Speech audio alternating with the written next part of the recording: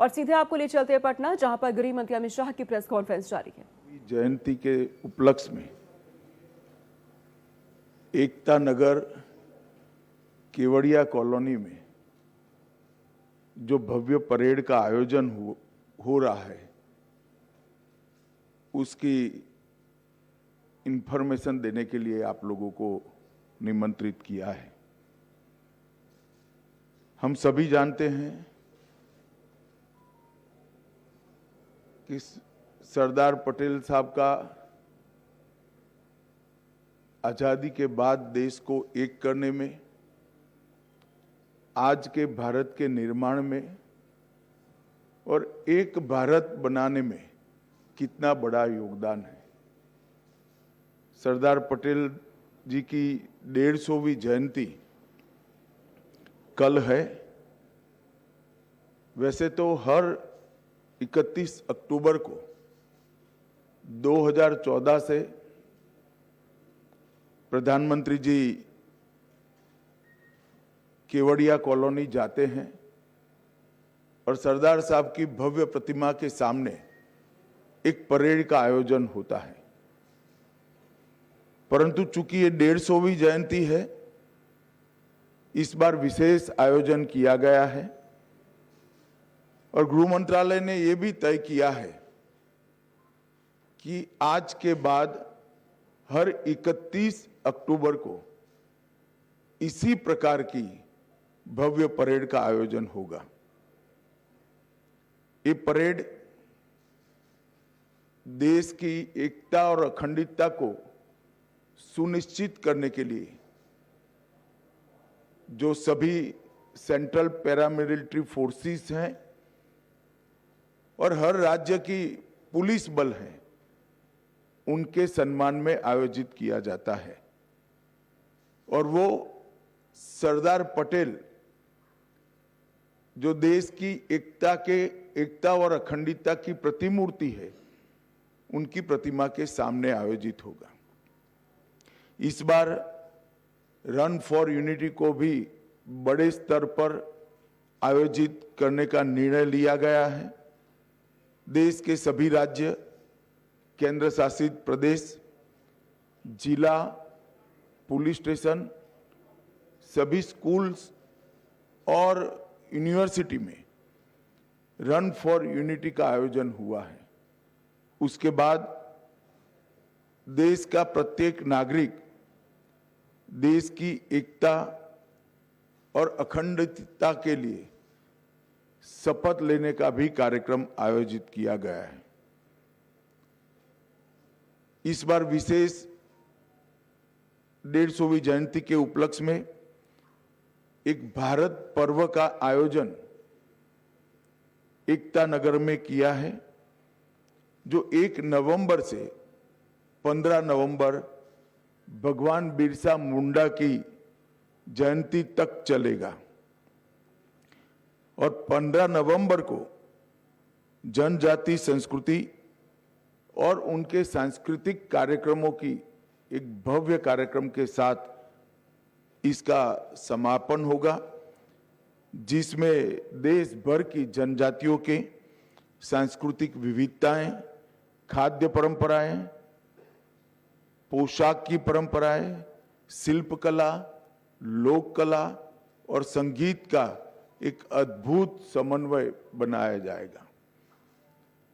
हम सब जानते हैं सरदार पटेल हमारे देश के लिए एक व्यक्ति नहीं, एक विचारधारा है, एक पूर्ण देश को समर्पित व्यक्तित्व, जिसने आजादी के आंदोलन में न केवल एक प्रमुख सेनानी के रूप में भूमिका निभाई, गांधी जी के साथ रहकर आजादी के आंदोलन की संगठनात्मक रीढ़ की हड्डी सरदार पटेल बने थे।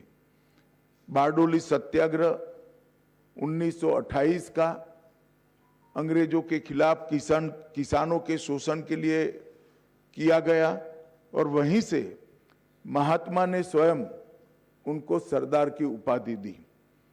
जब देश को आजादी मिली, तब स्वतंत्रता के बाद अंग्रेजों ने देश को 562 अलग अलग रियासतों में बांटकर जाने का फैसला किया।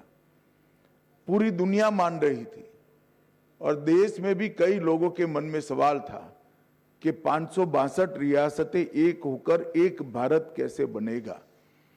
परंतु कुछ ही समय में एक दृष्टि से कार्य पर दृष्टिपात कर देखे तो बहुत कम समय में 562 रियासतों को एकीकृत करने का भगीरथ कार्य सरदार पटेल ने समाप्त किया और आज भारत का जो मानचित्र हमारे सामने है वो मानचित्र सरदार पटेल की ही देन है। हैदराबाद में पुलिस एक्शन, जूनागढ़ का एकीकरण, ये सभी चीजों को कहीं कुने से, कहीं दृढ़ता से और कहीं व्रज से भी ज्यादा कठोरता से एक एक कर रिजॉल्व करने का काम किया। भोपाल हो, काठियावाड़ की रियासतें हो, त्रावणकोर हो या जोधपुर हो, हर जगह पे जो समस्या आई इसका निवारण सरदार पटेल ने किया और पाकिस्तान का जो प्रयास था पाकिस्तान कॉरिडोर बनाने का, उसको निरस्त करने का काम किया। किसी भी प्रकार की प्रचार की अपेक्षा के बगैर, किसी भी प्रकार के यश के अपेक्षा के बगैर देश के लिए जीवन कैसे जिया जाता है उसका उत्कृष्ट उदाहरण सरदार पटेल थे। जब पूरा देश 15 अगस्त को तिरंगा फहराने में व्यस्त था, तब सरदार पटेल कमांड रूम में नेवल ऑफिसरों के साथ एक ऑपरेशन मॉनिटर कर रहे थे, जिसके कारण ही आज लक्षद्वीप भारत का हिस्सा बना है और हमारी दक्षिणी सीमा बहुत मजबूत हुई है और उस ऑपरेशन के कारण ही लक्षद्वीप में तिरंगा फहराया गया।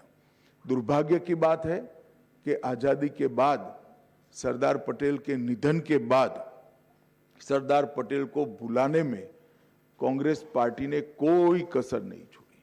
सरदार जैसे महान व्यक्तित्व को भी भारत रत्न मिलने में 41 साल की देरी हुई और वो देरी केवल और केवल कांग्रेस के सरदार के प्रति एक विशिष्ट अभाव के कारण रही। सरदार पटेल जैसे महान व्यक्तित्व के लिए पूरे देश में ना कोई समाधि बनी, ना कोई उनका स्मारक बना। जब नरेंद्र मोदी जी गुजरात के मुख्यमंत्री बने, तब उन्होंने स्टैच्यू ऑफ यूनिटी की रचना की और एक भव्य स्मारक जो पूरे विश्व में आज प्रसिद्ध हो चुका है, वो सरदार पटेल के स्मारक बनाने का काम नरेंद्र मोदी जी ने किया। 2013 में इसकी 31 अक्टूबर को आधारशिला रखी गई।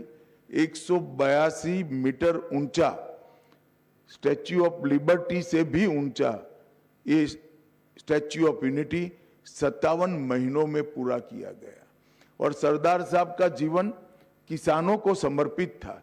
इसके बनाने में जो इस्पात का उपयोग हुआ, जो लोहे का उपयोग हुआ, देश भर के किसानों से लोहा एकत्रित किया गया, किसानों के औजारों को एकत्रित किया गया, इसको पिघलाकर लगभग 25,000 टन लोहे का उपयोग कर इस स्टैच्यू ऑफ यूनिटी को बनाया गया।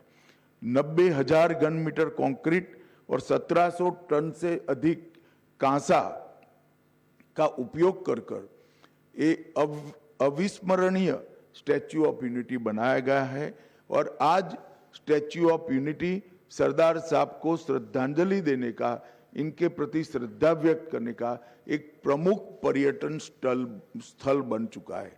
रोजाना लगभग 15,000 लोग स्टैच्यू ऑफ यूनिटी पर आते हैं।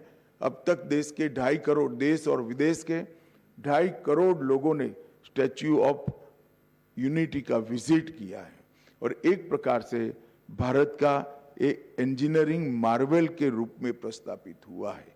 नरेंद्र मोदी जी ने इसके आसपास 14 प्रकार के अन्य पर्यटन आकर्षण खड़े कर पर्यटकों का एक प्रिय स्थल बनाया है वहाँ वैली ऑफ फ्लावर भी है, एकता नगर टाउनशिप भी है, झील सर्किट है, लाइट एंड साउंड शो है, पटेल गार्डन भी बना है, एकता क्रूज नर्मदा की नदी में घूमकर एक नयन रम्य नज़ारा देखने का मौका भी है, बटरफ्लाई गार्डन है, जंगल सफारी है, एकता मॉल है, ग्लो टॉर्च व्यू पॉइंट है और नर्मदा तट पर एक प्रदर्शन की दीर्घा भी बनाई।